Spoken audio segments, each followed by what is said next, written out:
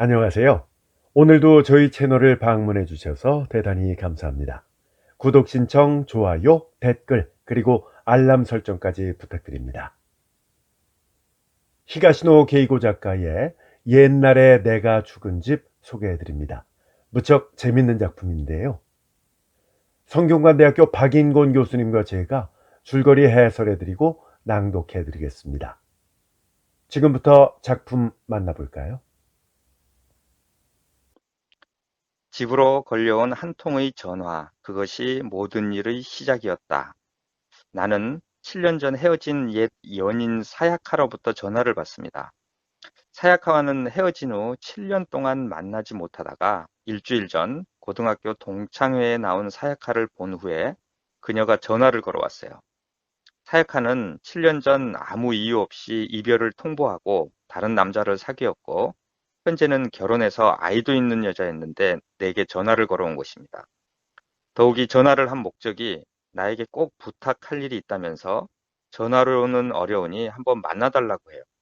나는 아주 어이가 없을 수밖에 없는데 그리고 간곡히 거절을 합니다. 하지만 사약하는 간절한 목소리로 꼭 부탁을 들어달라고 이야기해요. 이에 나는 어쩔 수 없이 사야카를 만나서 그녀의 이야기를 들어보는데 아주 황당한 이야기였어요.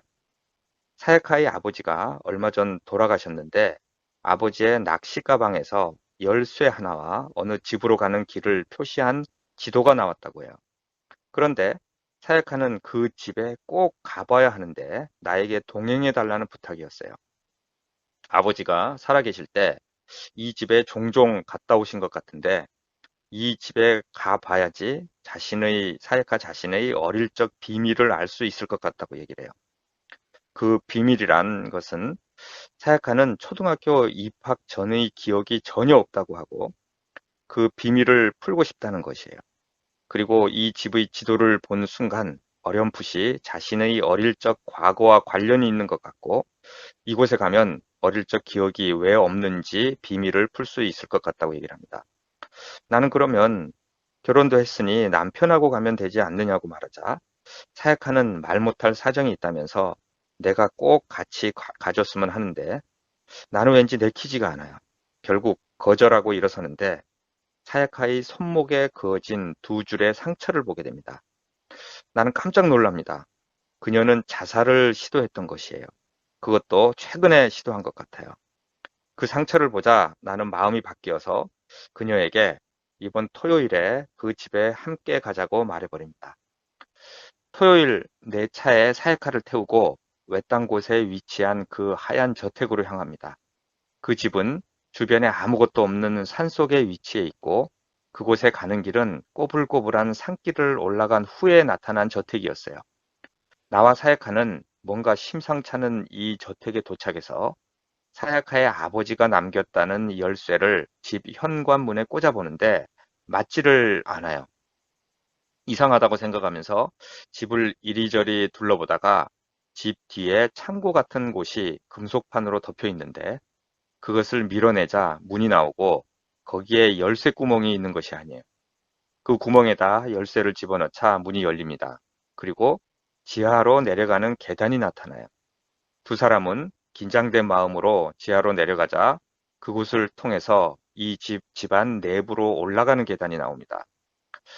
두 사람은 이 계단을 통해 집안 거실로 들어가게 됩니다. 왜 이렇게 이상하게 사야카의 아버지가 이 집에 드나들었는지 궁금해요. 두 사람은 집 안에 들어가서 돌아다녀 보는데 오랫동안 아무도 살지 않은 것 같이 먼지가 쌓여 있고 전기도 들어오지 않고 물도 나오지 않아요. 일단 현관문을 열어두기로 하고 현관문을 돌려보지만 열리지 않습니다. 자세히 보니 못질을 해두어서 현관문을 열 수 없게 만들었어요. 이것도 왜 이렇게 했는지 이해가 안 가는데 어쩔 수 없이 두 사람은 지하실을 통해서 이 집을 드나들 수밖에 없다고 생각합니다. 그런데 현관 입구에 걸려 있는 어느 항구의 풍경을 그린 그림을 보고 나서 나는 어떤 위화감을 느낍니다. 우리는 일단 커튼을 걷어내서 거실을 밝게 만들고 집안을 둘러보는데 거실 벽에 걸려 있는 시계가 11시 10분에 멈춰 있어요. 그런데 1층을 둘러보던 두 사람은 다른 방에 걸려있는 시계를 또 보고 깜짝 놀랍니다. 그곳의 시계도 11시 10분에 멈춰 있는 것이에요. 이것은 의도적으로 시간을 같이 맞춰 놓았다고밖에 설명이 안 되는데 11시 10분이라는 시간에 무슨 의미가 있는지 모르겠다고 두 사람은 생각해요. 또 두 사람은 2층으로 올라가 봅니다. 한 방에 들어가자 그곳은 초등학생 남자아이가 쓰던 방인 것 같아요. 가방이 남자아이 가방이고 초등학교 6학년 교과서와 참고서가 책상에 놓여 있어요. 이상한 것은 책과 노트가 펼쳐져 있고 연필도 그대로 있어서 마치 공부하던 중에 사라져버린 것 같은 모습이에요. 그런데 사야카가 아이의 교과서를 집어서 인쇄 날짜를 확인하고 눈이 휘둥그레집니다. 무려 23년 전 책이었던 것이에요. 말도 안 된다고 두 사람은 말해요. 어쨌든 이 방에 있는 물건들은 23년 전 것이고 무려 23년 동안 그대로 놔뒀다는 것이에요. 그런데 노트에 학생의 이름이 쓰여 있어요. 그 이름은 미쿠리야 유스케였어요. 사야카는 이 이름이 들어본 적이 있는 것 같다고 이야기하지만 정확히는 생각을 못 해냅니다. 두 사람은 옆방으로도 가보는데 그곳은 부부의 침실이었습니다. 침대가 놓여 있고 벽 책장에는 육법전서 같은 법률 관련 책들이 꽂혀 있어요. 아마도 이 집 주인이 법조계와 관련된 직업을 갖고 있었던 것 같아요. 하지만 그렇다고 하기에는 책이 너무 적었어요. 그리고 그 방에 있는 서랍에서 발견한 물건 때문에 두 사람은 깜짝 놀랍니다. 회중시계가 발견이 되었는데 그 회중시계가 가리키고 있는 시간이 또 11시 10분이었던 것입니다. 두 사람은 이런 일련의 이 집에 대한 궁금증을 뒤로 하고 일단 밥을 먹으러 차를 타고 동네로 내려옵니다. 식당에서 식사를 하며 두 사람은 도대체 이 집에 어떤 비밀이 숨어 있는지 이야기를 서로 나누는데 그렇게 식사를 마치고 나오다가 식당 주인에게 숲속의 집에 대해서 물어보자 자신은 잘 모르고 식당에서 일하고 있는 주방장이 알 수도 있다고 말하면서 데리고 나오는데 주방장도 잘 몰라요. 하지만 주방장은 4, 5년 전에 알바하는 직원이 배달하러 가다가 길을 잘못 들어서 그 집에 간 적이 있었는데 어떤 연배가 있어 보이는 남자가 청소를 하고 있는 것을 본 적이 있다고 말해 주었다는 것이에요. 자기한테, 주방장한테 말해 주었다는 것입니다. 이에 사야카는 자신의 아버지가 이곳에 오는 이유가 청소를 하기 위해서였다는 것을 알게 됩니다. 그런데 왜 아버지는 이 집에 청소를 하러 종종 왔었을까 궁금하기만 합니다. 두 사람은 일단 다시 의문의 저택으로 돌아와서 사야카가 가져온 자신의 가족 앨범을 함께 봅니다. 사야카의 말대로 앨범에는 사야카가 초등학교 입학식 때 찍은 사진부터 시작해요. 그 전에 찍은 사진은 한 장도 없어요. 아주 이상합니다. 그런데 사진에 한 할머니가 등장하는데 사야카는 자신의 집에 가끔 찾아오던 할머니였고 누군지는 잘 모른다고 말을 해요. 아마 이 할머니가 이 집에서 살았던 초등학교 6학년 유스케의 어머니가 아닐까 생각하게 됩니다. 두 사람은. 그리고 나서 두 사람은 앨범에 등장하는 할머니와 이 집의 관계에 대해서 더 알아보기 위해 집안을 뒤져보는데 나는 장롱 서랍에서 성경책 한 권을 발견합니다. 성경책 사이에서 동물원 입장권 두 장이 나오는데요. 한 장은 어른, 다른 한 장은 어린이 입장권이었어요. 그리고 그 방에서 옷장 안에 숨겨져 있는 금속재 금고도 발견합니다. 그런데 워낙 단단해서 비밀번호를 모르면 열 수 없을 것 같은 금고였어요. 그리고 두 사람은 다시 초등학생이었던 유스케의 방으로 가보는데 그곳에서 놀라운 것을 발견합니다. 그것은 유스케의 일기장이었어요. 두 사람은 놀라운 마음으로 일기장을 처음부터 읽어 내려갑니다.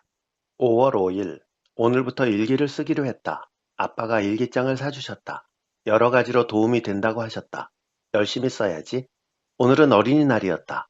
밤에 엄마가 맛있는 음식을 만들어 주셨다. 참 재밌었다. 5월 12일, 오늘은 너무 더웠다. 친구들도 덥다고 했다. 청소하고 손을 씻을 때 발도 씻었다. 시원했다. 다들 바다에 가고 싶다고 했다. 나는 수영하는 게 좋다. 이렇게 별 이상할 것도 없는 초등학생의 일기가 계속이 되는데요. 그러다가 8월에 가서 새로운 인물이 등장합니다.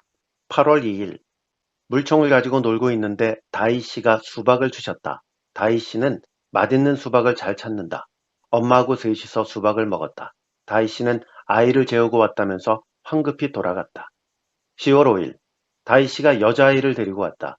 인형처럼 작다. 지금은 유치원에 다닌다고 했다. 더 커서 초등학교에 들어가면 전처럼 다희 씨가 온다고 했다. 다희 씨가 만든 음식은 맛있다. 빨리 오면 좋겠다.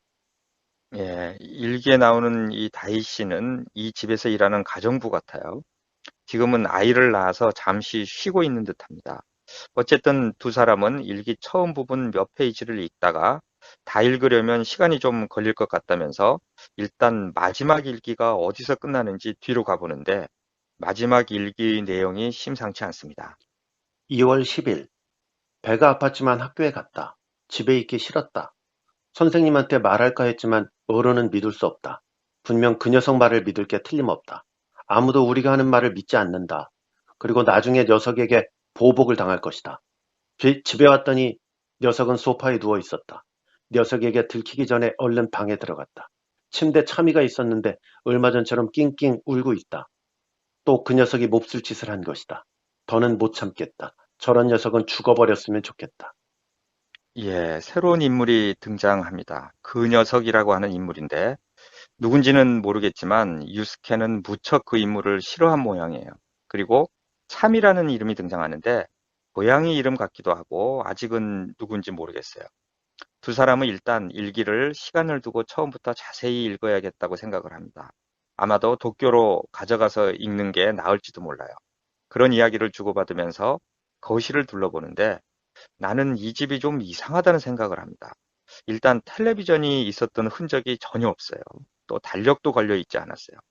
뭔가 이 집은 23년 전이라는 시간에 멈춰선 것 같은 느낌이고요. 그러는 사이에, 그렇게 둘러보는 사이에 바깥은 그 천둥 번개가 시작이 돼요. 그런데 이때 사야카가 이상한 모습을 보입니다. 사약하는 시선을 살짝 떨어뜨린 채 연신 눈을 깜빡였다. 그러더니 뺨에 손을 대고 주위를 두리번거렸다. 눈에 초점이 없었다. 왜? 내 물음에 사약하는 천천히 오른손을 들어 한 곳을 가리켰다. 피아노 밑, 피아노 밑? 그녀가 가리킨 방향을 보았다. 피아노가 놓여 있었다. 피아노가 왜? 그 밑에 숨었어. 숨었다고? 누가? 대답 없이 사약하는 힘없는 걸음으로 피아노 쪽으로 걸어갔다. 그리고 그 자리에 주저앉아 피아노 밑에서 실내를 살피는 듯한 자세를 취했다. 아니, 왜 그래? 피아노 밑에 뭐가 있어? 나는 다시 물었다. 이 밑에 숨었어. 그러니까 누가? 사약하는 입술을 핥고 침을 삼키듯 목을대를 움직이더니 말했다. 내가. 내가? 무슨 뜻인지 이해가 가지 않아서 나는 그녀의 얼굴을 들여다보았다. 언제? 아주 오래전에. 오래전에? 되묻고 나서 가슴이 철렁했다. 그 말뜻이 그제야 이해가 갔다. 기억이 나? 이 피아노 밑에 숨었던? 사약하는 시선을 돌리더니 피아노 다리를 손끝으로 긁었다. 먼지가 벗겨진 그 부분만 까만 선이 생겼다. 그날도 빗소리와 번개소리가 엄청났었어. 사약하는 혼잣말처럼 중얼거렸다. 예, 이렇게 이제 그 사야카의 기억이 나는 것 같은데 나는 얼른 사야카를 소파에다 앉히고 어떻게 된 일인지 물어봅니다. 사야카는 분명 어릴 때 천둥 번개가 치는 날에 이 피아노 밑에 숨어 있었는데 그것도 혼자가 아닌 누군가와 같이 있었던 것이 그 기억이 난다고 합니다. 어쨌든 이 기억으로 사야카가 분명 이 집과 관련이 있다는 것을 알게 됐어요. 일단 두 사람은 날이 어두워지자 일기장을 들고 도쿄로 돌아가기로 합니다. 비가 퍼붓는 밖으로 나와 차에 올라타자 사약하는 집을 바라보며 분명 이 집 바깥에서 지금과 같이 저택을 바라본 적이 있다고 말을 해요. 두 사람은 비가 오는 길을 뚫고 주유소에 들렀는데 사약가가 어디에 전화를 걸고 와서 자신의 딸에 대한 이야기를 나에게 해줍니다. 자신은 엄마로서 자격이 실격이라고 얘기를 해요. 사약가는 딸을 학대하다가 못해 한 번은 목 졸라 죽일 뻔한 적도 있다고 해요. 그런 자신을 혐오하지만 이상하게 이런 현상이 계속된다고 해요. 그러다가 열흘 전 급기야 시댁에서 이런 사실을 알게 되었고 아이를 데려가 버렸다는 것입니다. 그리고 손목을 그어 자살을 시도했다는 것이. 그러고 나서 사야카는 자신의 이런 비정상적인 모습이 자신의 어린 시절의 기억의 부재 때문이 아닐까 생각하게 되고 이 집을 꼭 와봐야겠다고 마음먹고 나에게 전화를 했다고 이야기를 해요. 어쨌든 일단 두 사람은 도쿄로 돌아가기로 하고 차를 타는데 갑자기 사야카가 자신은 다시 그 저택으로 돌아가겠다고 이야기해요. 오늘 그 저택에 머물면서 자신의 과거에 대해서 끝장을 보겠다고 말합니다. 나는 말리지만 사야카는 듣지 않아요. 할 수 없이 사야카를 저택에 내려주고 조심하라는 말과 함께 나는 집을 지하실을 통해서 나오려고 지하실로 내려가는데 그곳에서 섬뜩한 일을 겪습니다. 지하실로 내려가자 서늘한 공기가 살갗에 닿았다. 이 집에서도 특히 묘한 분위기가 감도는 곳이었다. 생명의 잔상이라는 것이 전혀 느껴지지 않았다. 그저 싸늘하게 자리하고 있을 뿐인 공간이랄까. 이렇게 있으니 불편해서 곧장 도망치고 싶어지는 것도 그 때문일지 모른다. 그나저나 왜 드나들 때 굳이 지하를 통하게 만들어 놓은 걸까? 출입구에 다가가 손잡이를 잡았다. 그때 무심코 손전등으로 실내를 한 바퀴 비춰보았다. 문 바로 위에 붙어있는 뭔가가 눈에 들어왔다. 먼지로 뒤덮여 있어서 정확히 무엇인지 알 수 없었다. 손을 뻗어 먼지를 닦았다. 작은 십자가였다. 나무를 깎아 만든 것 같았다. 그것을 본 순간 뭐라 형언할 수 없는 불안한 감정에 휩싸였다. 누가 이런 걸 달아놓은 거지? 예, 지하실에서 나는 한동안 이렇게 다시 머뭅니다. 그런 거를 보고 나서, 십자가를 보고 나서, 그리고 다시 집 안으로 들어와요. 그리고 사야카에게 나도 돌아가지 않고 같이 있겠다고 말을 합니다. 그리고 지하실에 함께 내려가서 문 위에 걸려있는 십자가를 사야카에게도 보여줍니다. 그리고 두 사람은 유스케의 일기를 다시 함께 읽기 시작해요. 일기를 읽다 보니 유스케가 일기를 쓰기 시작한 때는 초등학교 4학년이었고 다음 해인 5학년 초반까지도 별다른 일은 없었어요. 하지만 5학년 6월달이 되면서 사태가 급변합니다. 6월 15일, 밤에 아빠가 쓰러졌다. 방에서 숙제를 하고 있는데 엄마가 비명을 질렀다. 아빠 방에 가니까 아빠가 의자 옆에서 아기처럼 기면서 신음을 하고 있었다. 엄마는 나에게 방에 가 있으라고 했지만 걱정이 돼서 그냥 있었다. 엄마는 아빠에게 구급차를 부르겠다고 했다. 하지만 아빠는 손을 내저으며 쓸데없는 짓을 하지 말라고 했다. 그리고 일기는 계속해서 아빠가 아프다는 이야기가 나옵니다. 갈수록 병세가 악화되는 것 같다. 또 병명은 뇌종양인 것 같다. 뭐 그렇게 같아요. 그러다가 급기야 11월 일기에는 아버지의 병이 위중함을 엄마가 유스케에게 이렇게 이야기하는 내용이 나옵니다. 11월 10일, 저녁을 먹은 뒤에 엄마가 아빠의 병에 대해 이야기했다. 무척 중한 병이라 낫기 힘들 것 같다고 했다. 그럼 아빠는 이제 돌아가시는 거냐고 물었다. 엄마는 그렇다고 대답했다. 울고 있었다. 나도 눈물이 나왔다. 하지만 엄마는 아빠 앞에서는 씩씩하게 굴어야 한다고 했다. 나는 그러겠다고 약속했다. 예, 이런 아빠의 병에 대한 이야기가 나오다가 결국 12월 5일에 유스케는 오늘 아빠가 돌아가셨다라고 일기했습니다. 이 짧은 글만큼 소년의 슬픔을 간결하게 표현한 문장은 없을 것 같아요. 그리고 한 달 동안 일기를 쓰지 않습니다. 그리고 해가 바뀌어 1월 7일부터 다시 일기를 쓰기 시작해요. 그런데 그 내용은 이전과는 판이하게 달라집니다. 1월 7일, 녀석이 집에 왔다. 엄마는 앞으로 같이 살지도 모른다고 했다. 나는 싫다고 했다. 아빠는 녀석을 싫어했었다. 그런 녀석을 닮으면 안 된다. 그런 인간이 되면 안 된다고 했었다. 방에 있는데 녀석이 노크도 없이 들어왔다. 그리고 친한 척 말을 걸었다. 나는 공부하는데 방해하지 말라고 했다. 녀석은 밖으로 나갔다. 앞으로도 이 방법으로 쫓아내야지. 예, 이 녀석이라는 사람이 이제 등장을 하는데 그 일기에서 나오는 것처럼 그 일주일 있다가 결국 이 녀석이 집으로 완전히 들어오게 됩니다. 이 일기에 등장하는 녀석의 이제 정체는 무엇일까? 유스케의 나이 차이와 이제 많이 나는 형인 것 같아요. 유스케는 이 녀석을 아주 싫어하는데 이 녀석이 데리고 온 차미는 귀여우니까 같이 살면 재미있을 것 같다고 얘기를 해요. 아마도 차미는 녀석이 데리고 온 고양이인 것 같아요. 그런데 날이 지날수록 녀석의 폭력이 시작됩니다. 4월 15일. 밤에 방에 있는데 녀석이 들어왔다. 그리고 이웃에 자기 욕을 했느냐고 소리를 질렀다. 나는 사실을 말했을 뿐이라고 대답했다. 녀석은 얼굴이 시뻘개져서 내 뺨을 때렸다. 뺨에 녀석의 손자국이 빨갛게 남았다. 얼음찜질을 했지만 계속 지끈거렸다. 4월 30일. 학교에서 돌아오자 녀석이 소파에서 신문을 읽고 있었다. 모르는 척 부엌으로 가려고 했는데 갑자기 화를 냈다. 내가 무시하는 눈으로 쳐다봤다고 했다. 그런 적 없다고 했더니 내 배를 찼다. 전화가 와서 멈췄지만 전화가 아니었다면 더 심하게 때렸을 것이다. 요즘 엄마도 모른 척하는 것 같다. 예, 이렇게 이 새로 들어온 녀석의 폭력은 갈수록 난폭해집니다. 하지만 유스케는 같이 온 차미를 좋아하는 마음은 변함이 없었어요. 그런데 5월의 어느 날 일기를 읽던 사야카가 몸이 뻣뻣이 굳을 정도로 놀랍니다. 5월 11일 저녁에 다이 씨가 아이를 데려왔다. 차미에게 소개하고 싶다고 했다. 나는 차미를 데려왔다. 다이 씨 아이는 혀 짧은 소리로 안녕하세요. 사야카예요. 라고 했다. 귀여운 목소리였다. 예, 이 부분을 사야카가 읽고 놀라는 것도 무리는 아니었습니다. 자신의 이름이 일기에 등장한 것이에요. 나는 숨을 삼키면서 사야카를 보았어요. 어쨌든 이 일기를 토대로 다이 씨가 사야카의 엄마라는 것을 알게 되었고, 이 저택 근처에 살고 있다는 것도 알게 되었어요. 그리고 유스케의 일기는 계속되는 녀석의 폭력과 그 강도가 점점 더 강해진다는 이야기들이 나와요. 참다 못한 유스케는 집을 나갈 가출 계획도 자신의 일기에서 밝히는데 실행에는 옮기지 못한 것 같아요. 그 이유가 남겨질 엄마에 대한 걱정인 것 같습니다.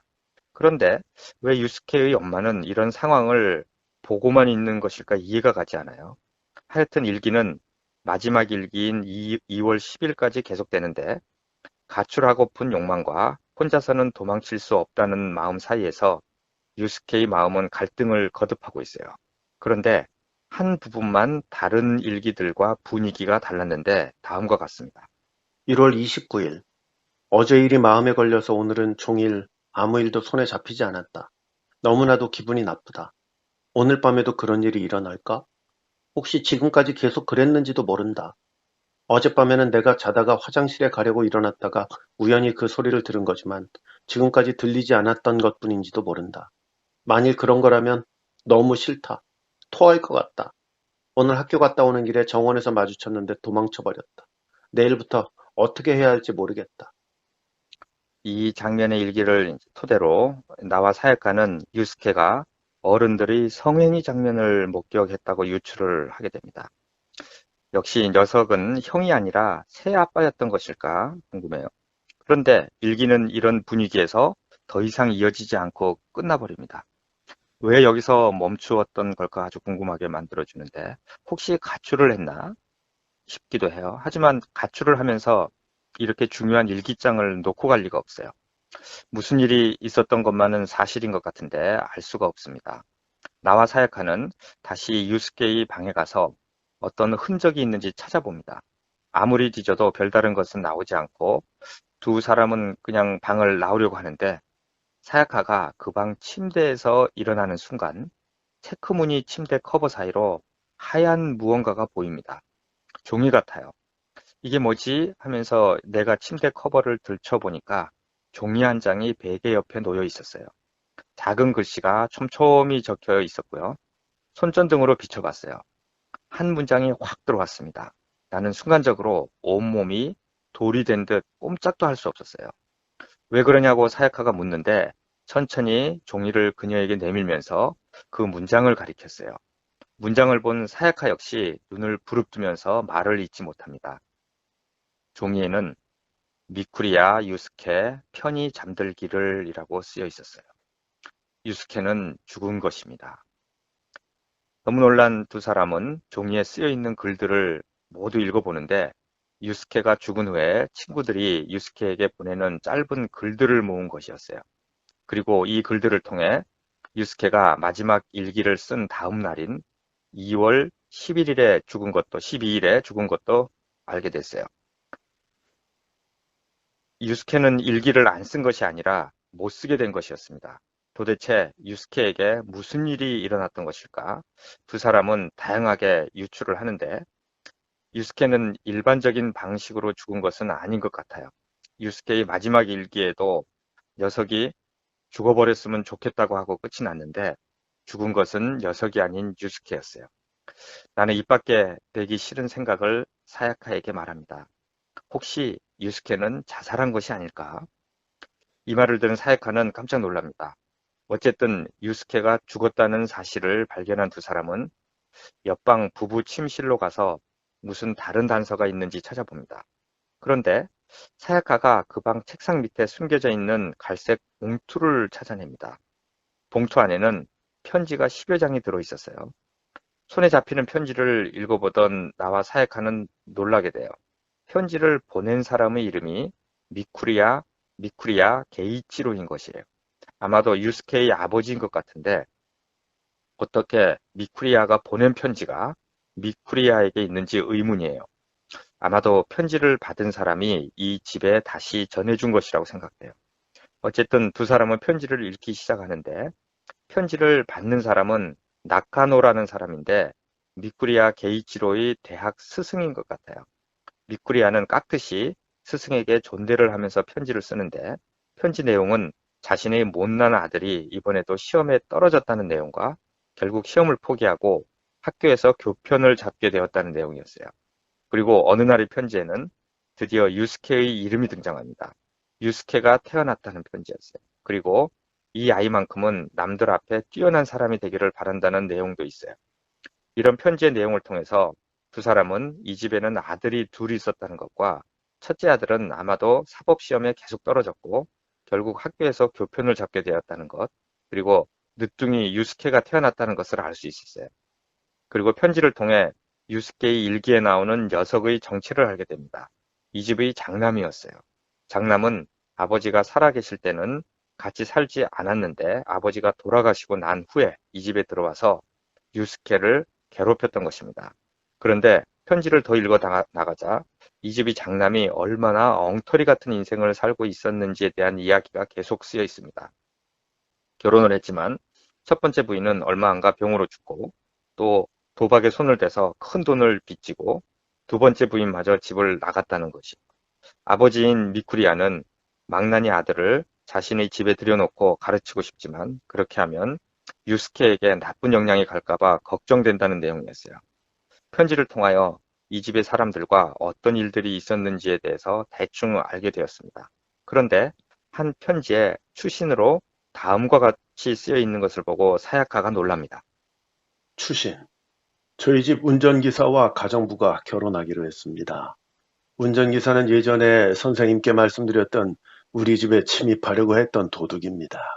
그 친구가 괘씸해서 새 삶을 사는 모습을 보고 있으면 역시 처벌만이 다가 아니라는 걸 절실히 느낍니다. 사야카의 아버지와 어머니는 이 집에서 일했던 운전기사와 가정부였었던 것입니다. 더욱 놀라운 것은 아버지는 이 집에 도둑으로 들어왔다가 용서받고 운전기사로 일했던 것이에요. 이런 어머니와 아버지의 과거를 알게 된 사야카는 놀랍기만 합니다. 한편 나는 이 집에 있는 금고도 열어보려고 합니다. 차에 가서 기본적인 공구를 가져오는데 그 사이에 사야카는 선잠이 들었어요. 나는 오늘 이 집에 와서 발견한 유스케의 일기와 유스케 아버지의 편지를 통해 이 집에서 20여 년 전 있었던 일에 대해서 이렇게 정리를 한번 해봅니다. 먼저 이 집에는 세 식구가 살고 있었다. 미쿠리아 부부와 큰아들, 그리고 가정부인 다이씨. 다이씨는 출산을 이유로 일시적으로 휴가를 냈다. 남편 게이치로는 큰아들도 자신처럼 법조인의 길을 걷게 하려 했지만 생각처럼 되지 않았다. 이내 부부에게 둘째 아이가 태어났다. 유스케다. 게이치로는 둘째 아들에게 기대를 걸었다. 법조인의 꿈을 포기한 큰아들은 교사가 돼서 결혼했지만 아내는 2년 만에 세상을 떠났다. 그로부터 얼마만큼의 세월이 흘렀는지는 알 수 없지만 큰아들은 재혼했다. 그 후 큰아들은 도박에 빠져 막대한 빚을 졌다. 그 일이 탄로났는지 그는 학교를 그만두게 되고 아내는 집을 나갔다. 유스케가 초등학교 5학년이던 겨울 게이치로가 세상을 떠났다. 뇌종양 때문이었으리라.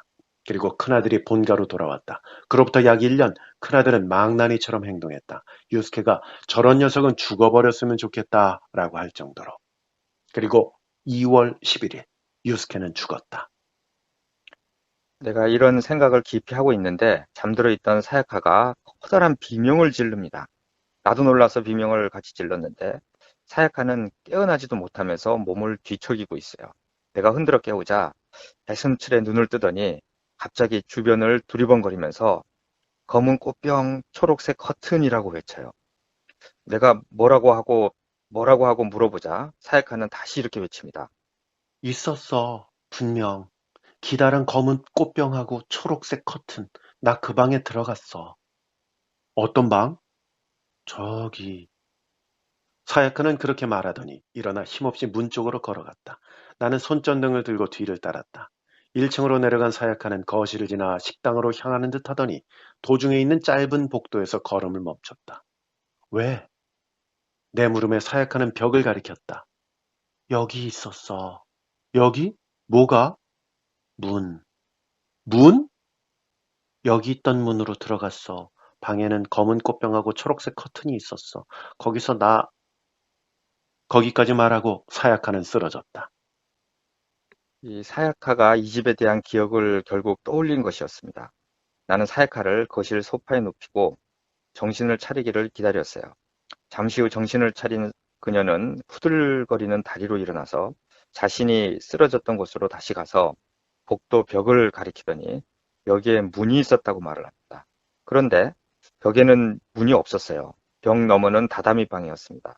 사야카는 틀림없이 이곳에 문이 달린 방이 있었다고 말을 하지만 현실은 그냥 벽이었어요. 나는 그 방에 대해서 무슨 생각이라도 나는 게 없냐고 물어보자 사야카는 아주 어두운 방이었고 그 방을 머릿속에 떠올리려고 하면 한없이 불안해지면서 내 안의 또 다른 내가 더는 들어가면 안 된다고 경고하는 것 같다고 말을 해요. 그리고 머리가 아프다고 합니다. 일단 나는 사야카를 소파에 앉혀서 쉬게 하고 그리고 나는 부부 침실이 있는 2층으로 가서 금고를 여는데 집중을 합니다. 낡은 금고였지만 만듦새가 튼튼해서 드라이버를 사이에 넣으려고 해도 틈이 전혀 없어서 애를 먹습니다. 30분이나 열어보려고 애를 썼지만 금고는 도대체가 꿈쩍도 안 해요. 나는 포기하고 비밀번호를 찾는 게 빠르겠다는 생각을 하면서 흔들의자에 앉아서 잠시 쉬는데 불현듯 창가에 놓인 천체 망원경이 눈에 들어옵니다.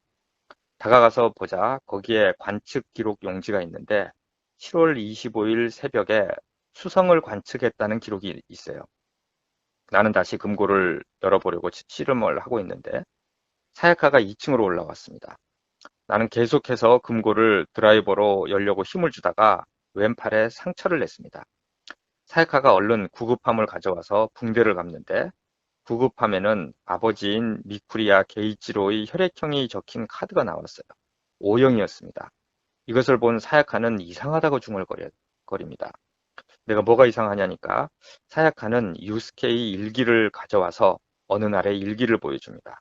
거기에는 유스케가 학교에서 신체 검사를 했는데 자신의 혈액형이 AB형으로 나왔다고 쓰여 있었어요. 그런데 이러면 말이 안 됩니다. 아버지가 O형인데 아들이 AB형이 나올 수가 없는 것이기 때문이에요. 그렇다면 유스케 아버지는 누구인가 궁금한데 그리고 유스케의 아버지라고 알고 있었던 또 미쿠리야 게이치로는 어떤 인물인가 아주 궁금하기만 합니다. 나는 일단 숨을 고른 후 사야카와 화장실을 가기 위해서 차를 몰고 호수가 공중 화장실을 다녀옵니다. 집에는 수도가 끊겨서 화장실을 이용할 수가 없기 때문이에요. 그런데 빗속을 뚫고 갔다 오던 도중에 갑자기 내 머릿속이 번개를 맞은 것처럼 이 집안에서 일어난 모순에 대해서 해답을 찾게 됩니다. 나와 사야카는 큰 착각을 하고 있었어요. 유스케의 아버지는 유스케가 아빠라고 부르는 게이치로가 아니라 게이치로의 망나니 큰 아들이었던 것이에요. 즉, 유스케가 녀석이라고 부르는 사람이 유스케의 아빠였던 것입니다. 게이치로는 유스케의 할아버지였어요. 일기장과 편지에 보면 그런 흔적들이 많이 보이는데도 우리가 착각했던 것은 유스케가 할아버지인 게이치로를 아빠라고 부른 데 있었습니다. 그런데 왜 유스케는 할아버지를 아빠라고 불렀을까 궁금한데 그 이유는 아마도 망나니 아빠의 첫 부인이 유스케를 낳고 죽자 유스케를 할아버지에게 아기 때부터 맡겼고 유스케는 할아버지 할머니를 자연스럽게 아빠, 엄마라고 불렀을 수도 있다는 생각에 미칩니다. 그런데 아빠처럼 여기던 할아버지가 죽고 나서 진짜 아빠가 집으로 들어온 것입니다. 그런데 그 아빠가 아주 망나니였던 거예요. 게이치로의 망나니 아들이자 유스케의 아버지는 아마도 유스케를 학대했을 것 같습니다. 아마도 유스케는 자살한 것이 아니라 자신의 아버지에게 살해당했을지도 모른다고 사역가는 말하지만 그 진실은 알 수가 없어요. 일단 두 사람은 대충 이 집에서 일어난 과거의 일들을 뒤로하고 잠시라도 눈을 붙입니다. 그리고 아침에 일어나니 날은 화창하게 개어서 집안이 환해졌어요. 그런데 집안으로 아침 햇살이 들어오지 않습니다. 아마도 이 집은 남서향인 것 같아요. 이 사실을 깨달은 나는 무언가 이질감을 느낍니다. 나는 이 집이 서향이 아니라 동향이라고 생각하고 있었어요. 내가 왜 이 집이 동향이라고 생각하고 있었는지 모르겠지만 하여튼 나는 이 집이 동향이라고 무의식 중에 생각하고 있었던 것 같습니다. 결국 그 이유를 알아냈는데 창가에 있었던 천체 망원경 때문이었어요. 그 옆에 종이에 쓰여 있었던 7월 25일 새벽 수성 관측이라는 기록 때문이었습니다. 천체 관측에 대한 지식을 가지고 있던 나는 수성은 새벽에 절대로 서쪽에서 관측되지 않는다는 사실을 알고 있었어요. 수성은 늘 태양 옆에 있기 때문에 새벽에는 해가 뜨는 동쪽에서 관측되는 것입니다. 즉, 이 집 안에서는 새벽에 수성을 볼 수 없어요. 도대체 이런 모순점은 무엇을 의미하는 것일까? 아주 궁금한데 나는 사이카에게 한 가지 내가 가지고 있는 추측을 얘기합니다. 그것은 이 집은 원래 사람이 살던 집이 아니고 그 전에 있었던 집을 그대로 복제해 놓은 것이라고 얘기를 합니다. 사실 그런 흔적이 많이 있었어요. 전기가 안 들어온다든지, 화장실도 사용이 불가능하게 보인다든지, 카펫도 사용한 흔적이 별로 없다든지 등등 사람이 사는 집이긴 한데 사람이 진짜로 살았던 것 같지는 않아요. 사야카는 자신의 기억에 있는 집은 이 집이 맞는다고 하지만 나는 이 집이 새로 지어졌다면 사야카가 기억해낸 초록색 커튼과 검은 꽃병이 있는 방이 없는 이유가 설명이 된다고 말을 해요. 이 집은 사야카가 기억하고 있던 집을 그대로 복원해 놓은 집이지만 사야카가 기억하고 있는 그 방만 없앴다는 것이에요. 그리고 결국 이런 의문점들은 사야카가 과거의 기억을 살려내야지만 해결될 것 같다고도 말합니다. 사야카는 사라진 방이 분명히 있었다고 다시 말하면서 그 방의 입구가 있었다고 생각되는 곳에 서서 바라보지만 벽밖에 보이지 않아요. 나는 벽 너머에 있는 다다미 방으로 들어갔다 나왔다 하면서 집 구조를 살펴보는데 이상한 점이 눈에 띄어요. 벽 바로 너머에 어떤 공간이 있음직한 것이에요.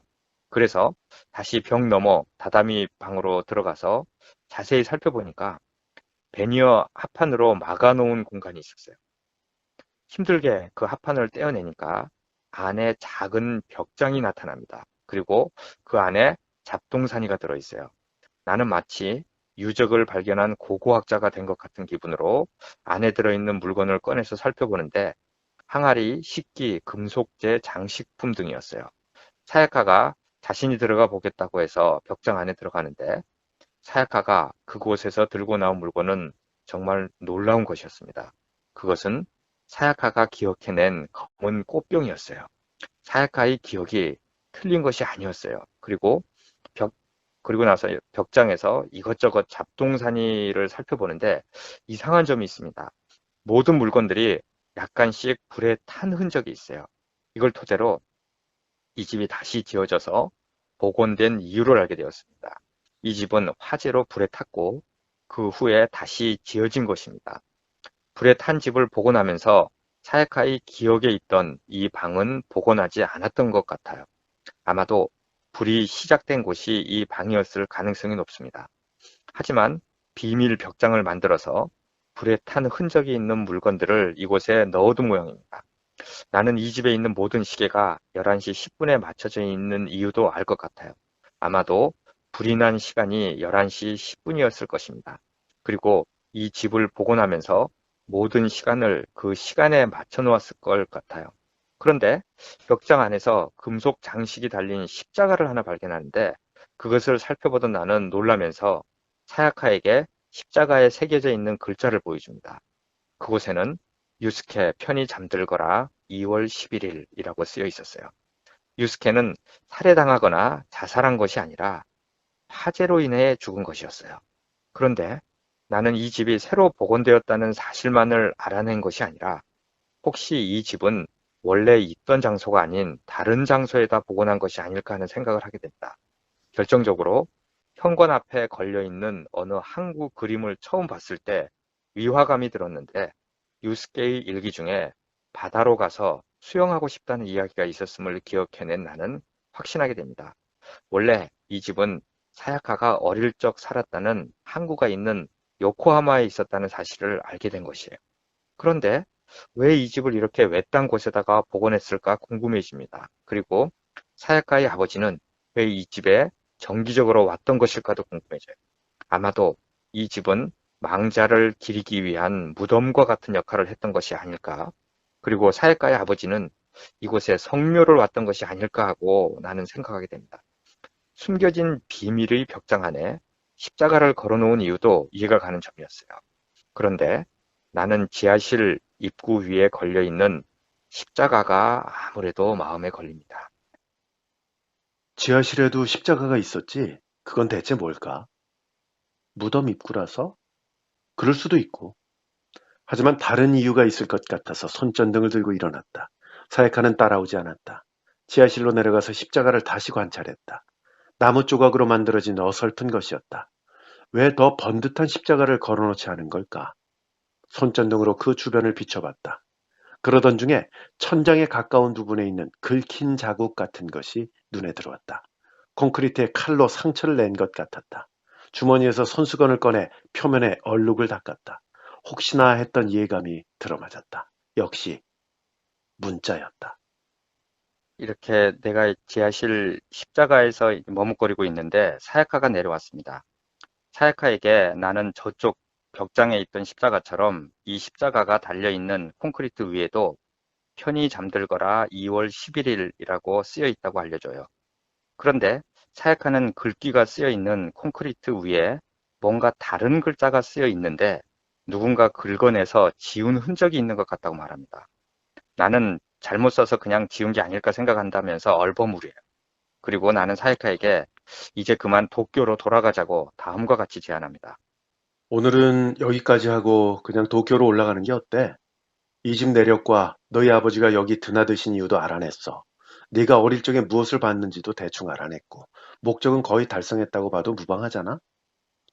난 아직 기억을 못 찾았어. 그건 아는데 여기 더 있는다고 해결될 것 같지도 않잖아. 미쿠리아 가족에 대한 것도 여기보다 요코하마에서 알아보는 게 확실한 정보를 얻을 수 있을걸? 나는 이렇게 사야카에게 도쿄로 돌아갈 것을 제안하지만 사야카는 자기는 좀 더 이 집에 있겠다고 말을 해요.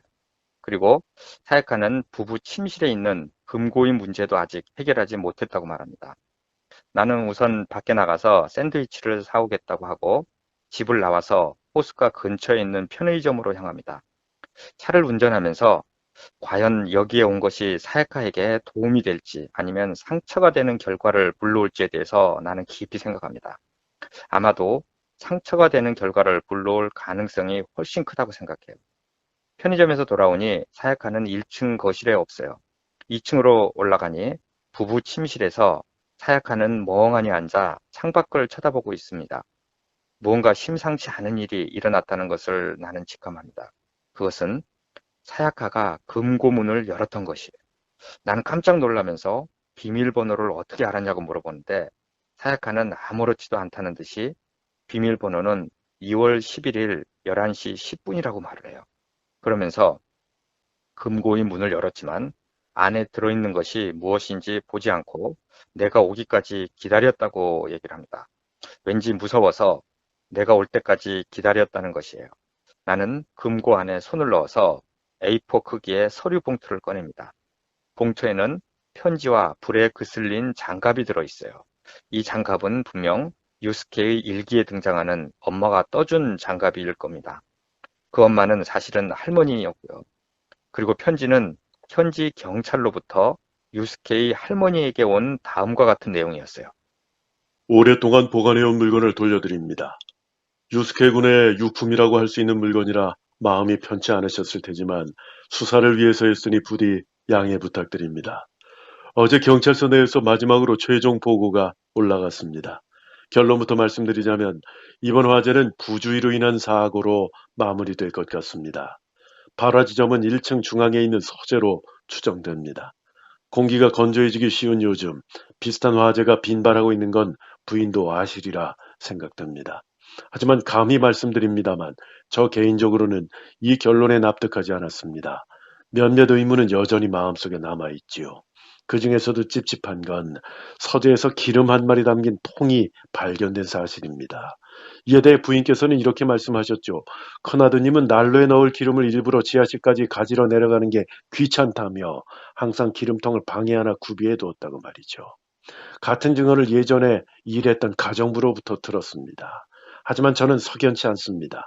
화재 현장을 보아하니 큰아드님의 서재는 고급 가구나 장식품이 놓여있던 중후하고 세련된 방이었던 것으로 추정됩니다. 그런 방 한 구석에 기름통을 놓아둔다는 게 상식적으로 이해가 가지 않았습니다. 솔직히 저는 지금도 처음 느꼈던 직감을 믿고 있습니다. 부인이 경로하셨던 불길한 상상. 네, 그 화재는 부자 동반 자살의 결과가 아니었을까요? 현장에서 발견된 유스케의 장갑이 저의 추리를 뒷받침해주는 것 같았습니다. 보관했던 장갑에는 손가락 첫 번째 관절과 두 번째 관절 사이에 갈색의 가느다란 자국이 또렷하게 남아 있었습니다. 그것은 명백히 녹이었습니다. 왜 장갑에 녹이 묻었을까요? 다양한 가능성을 검토한 결과 기름통을 운반했기 때문이라는 추측이 가장 유력하다고 판단했습니다. 기름통에는 가느다란 금속 손잡이가 달려 있었는데 그것이 녹슨 상태였다면 장갑을 끼고 통을 들었을 때 거의 같은 위치에 흔적이 남습니다. 하지만 감식 결과 그 장갑이 기름통을 운반하는 데 쓰였는지 단정할 수 없다는 결론이 나왔습니다. 단정할 수 없는 이상 아무런 증거 능력을 가지지 못하는 건 부인도 잘 아실 테지요.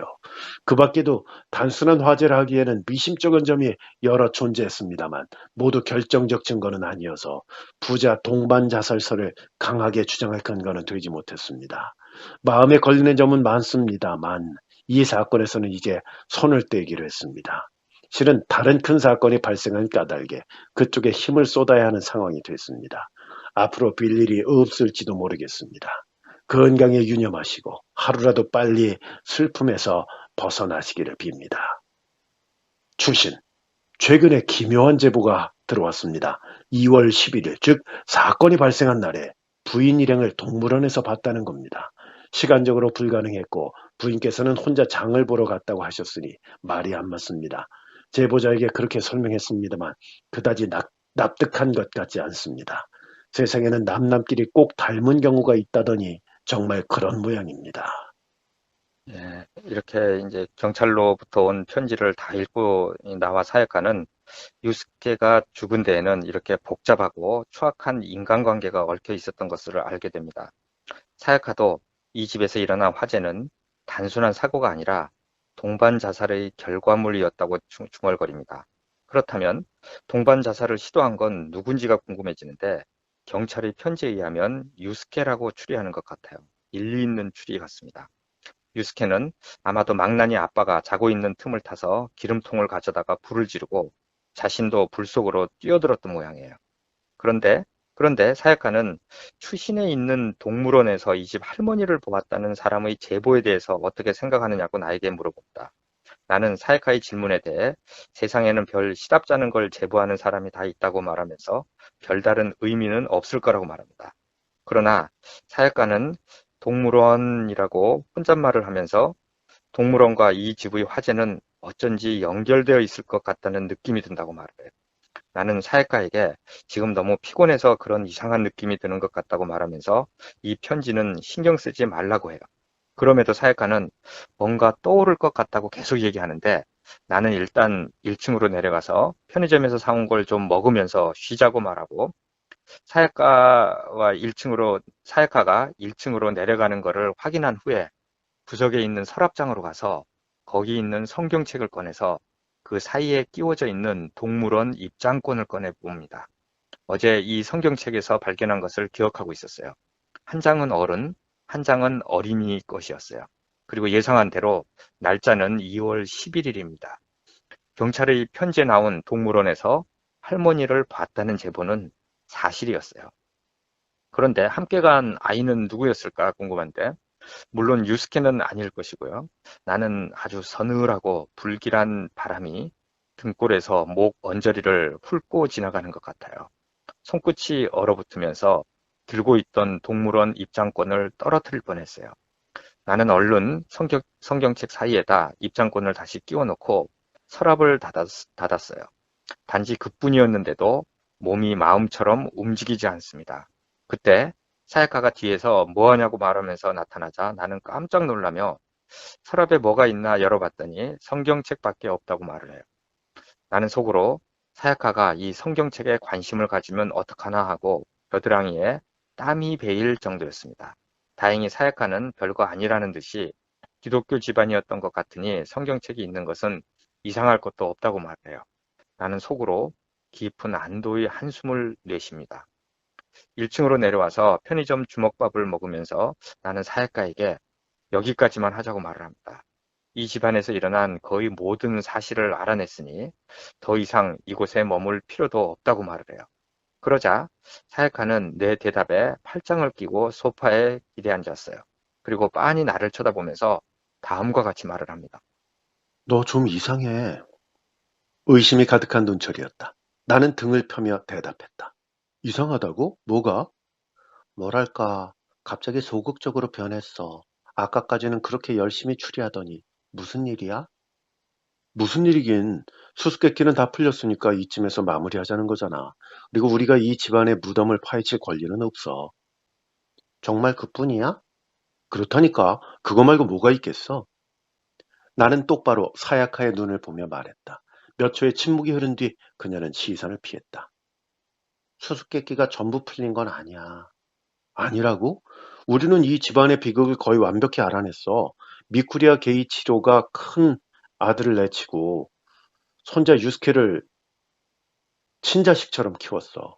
그 때문에 비뚤어진 큰아들은 아버지가 세상을 떠난 뒤에 유스케를 학대했고 그 고통에서 벗어나기 위해 유스케가 동반자살을 시도했다는 거. 그 모든 걸 우리는 알아냈잖아. 더 뭘 알아야 되는데?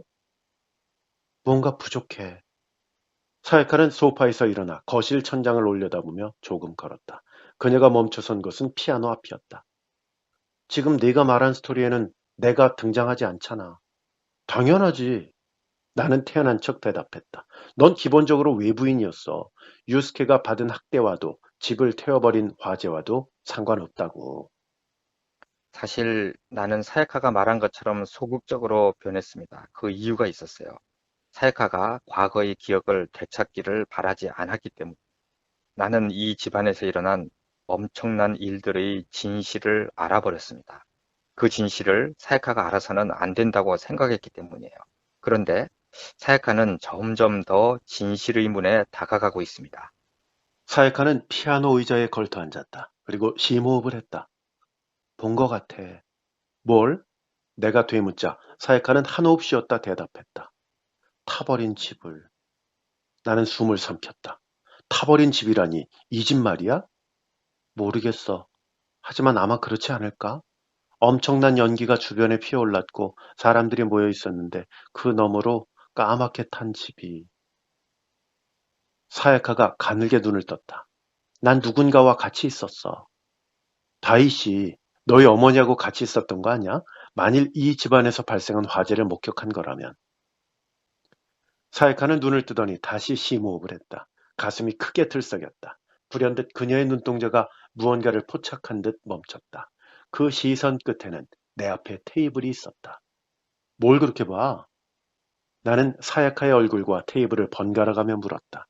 사야카는 내 쪽으로 돌아오더니 테이블 위에서 주먹밥을 하나 집었다. 그리고 그것을 보물처럼 두 손으로 쥐고 아련한 눈빛으로 그것을 바라보았다. 내가 사야카의 이름을 불렀지만 대답은 없었다. 사야카는 그대로 무릎을 꿇더니 뭐라고 웅얼거리기 시작했다. 귀를 기울였다. 사야카는 이렇게 말하고 있었다. 먹이를 주면 안 돼. 혼나. 먹이를 주면 안 돼. 예, 이런 얘기를 듣고 나는 아주 당황하게 됩니다. 사야카의 기억이 거의 돌아왔기 때문이에요. 그 모습을 지켜보기만 해도 될지 아주 나는 갈등하게 됩니다. 할 수만 있다면 이대로 이 집에서 데리고 나가고 싶었어요. 하지만 과연 그것이 그녀를 가장 위하는 것일까 의문입니다. 이런 생각을 하고 있는데 사야카가 갑자기 사라졌어요. 나는 사야카의 이름을 부르면서 찾는데 사야카는 2층 부부 침실의 서랍에서 성경책을 꺼내 그 속에 들어있는 동물원 입장권을 보고 있습니다. 그리고 사야카는 왜 미쿠리야 부인과 자기가 불이 난 날 동물원에 함께 갔을까 하고 말을 합니다. 그리고 경찰의 편지에서 목격자가 동물원에서 미쿠리아 부인 일행을 봤다고 했는데 거기에 자기가 있었다는 사실을 기억해냅니다. 그리고 사야카는 나에게 너는 진실을 알고 있었지? 라고 말하면서 내가 알고 있는 진실을 말해달라고 합니다. 그리고 지하실 입구에 달려있는 십자가 위에 새겨져 있던 편히 잠들거라 라고 쓰여져 있는 문구 위쪽에 긁힌 흔적이 있는데 그거를 내가 지우지 않았냐고 추궁을 해요. 나는 당황해서 이 상황을 모면하려고 하지만 사야카는 다 알고 있다는 듯이 계속 십자가 위에 뭐가 쓰여 있었느냐고 추궁하면서 다음과 같이 나에게 말합니다. 내가 계속 침묵을 지키자 그녀는 살짝 한숨을 쉬었다. 그럼 질문을 바꿀게. 거기 사람 이름이 새겨져 있었지? 아니라고 대답하려 했다. 하지만 마음속 뭔가가 그러지 못하게 했다. 더는 숨길 수 없다고. 그 뭔가가 나에게 말하는 것 같았다. 이제 끝이다. 그 이름은 그녀는 조용히 말했다. 사야카. 그렇지.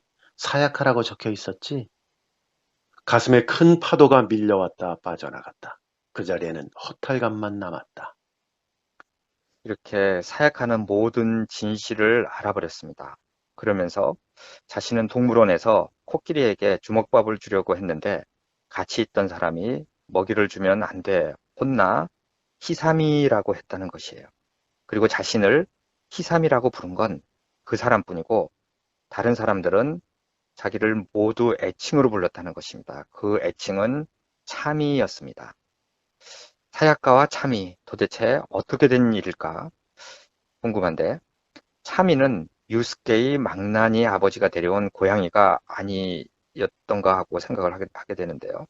진실은 유스케가 귀여워해주던 차미는 고양이가 아니었어요. 차미는 망나니 아빠가 데리고 온 유스케의 여동생이었던 것입니다. 우리는 귀여운 이름 때문에 고양이라고 착각했는데요. 나는 사실 그 지하실 십자가에 새겨져 있던 사야카 편히 잠들거라 라는 문장을 본 순간 깨달았어요. 이 집안에 일어난 화재로 유스케와 망나니 아버지만 죽은 것이 아니라 집에 놀러온 가정부의 딸이었던 사야카도 죽었다는 것을 알게 된 것입니다. 그러면 현재 나와 함께 있는 사야카는 누구인가 궁금해지는데요. 아마도 나와 함께 있는 사야카는 유스케의 동생이자 망나니 아빠가 데려온 차미일 것입니다. 차미는 할머니와 동물원에 갔기 때문에 화마를 피했어요. 그런데 차미가 사야카로 돌변한 상황은 이랬을 것입니다. 할머니는 화재로 죽은 사야카를 차미라고 증언을 했어요. 원래는 이 사야카가 죽었는데 차미가 죽었다고 이제 할머니가 증언을 한 거죠. 그리고 진짜 차미를 사야카라는 이름으로 가정부와 운전기사 부부에게 맡겨서 키운 것입니다. 거기에는 이유가 있었어요. 차미가 자라면서 망나니 아빠와 오빠가 동반 자살했다는 사실을 아는 것을 피하기 위해서였을 수도 있고요. 또 가정부 부부의 딸이 이 집에서 죽은 것에 대한 보상이었을 수도 있습니다. 그리고 마침 차미가 화재 후에 충격으로 기억을 잃은 것도 도움이 됐을 것입니다. 어쨌든 차미는 사약가가 되어 가정부와 운전기사 부부의 손에 키워진 것입니다. 내 옆에 있는 사약가는 사실 차미인 것입니다. 이 사실을 알게 된 나는 지하실 십자가에 새겨진 사약가의 이름을 긁어서 지워버리고 사약가에게 빨리 돌아가자는 말을 계속했던 것입니다. 하지만 사약가는 모든 진실을 알아버렸어요. 나는 사약가의 어깨에 손을 뻗었습니다. 살짝 붙잡아 끌어당기자 별다른 저항 없이 그녀는 몸을 기댔어요. 그 입술에 키스를 했습니다. 그리고 끌어안았어요. 이 감촉과 체온, 마지막으로 느꼈던 것이 몇 년 전이었던가 생각을 하고 잠시 후 입술이 떨어지는데 그녀의 눈을 보았습니다. 그 기척을 알아챘는지 그녀는 그때까지 감았던 눈을 서서히 떴어요. 어둠 속에서 우리는 서로를 응시하고 있습니다. 다음 순간 무언가에 놀란 듯 그녀는 두 눈을 부릅떴어요. 내가 왜 그래 하고 물을 틈도 없이 흡사 펄쩍 뒤로 뛰듯이 순식간에 그녀는 나에게서 떨어졌어요. 그리고 두 손으로 입을 가리더니 겁에 질린 눈으로 나를 보았어요. 그리고 온몸을 떨고 있습니다.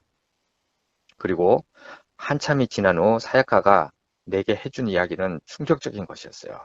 사야카, 즉 차미는 자신의 아빠에게 성추행을 당한 것이었어요. 밤마다 술 냄새를 풍기며 차미를 괴롭혔고 차미는 밤이 오는 게 무서웠어요. 이것을 오빠인 유스케가 목격한 것입니다. 유스케의 일기에서 밤에 기분 나쁜 것을 목격했다는 것은 망나니 아빠가 차미를 성추행하던 것을 본 것이었어요. 그리고 이것을 보다 못한 유스케가 불이 나기 전날 차미에게 아빠를 죽여주겠다고 얘기했고 차미도 그러라고 했어요. 그러자 유스케는 차미에게 내일 할머니와 동물원에 가라고 말했고 그 사이에 해치우겠다고 했다는 것이에요. 유스케는 동반 자살하려고 했던 것이 아니었습니다. 화마에 휩싸여서 빠져나오지 못하고 같이 죽은 것이었어요.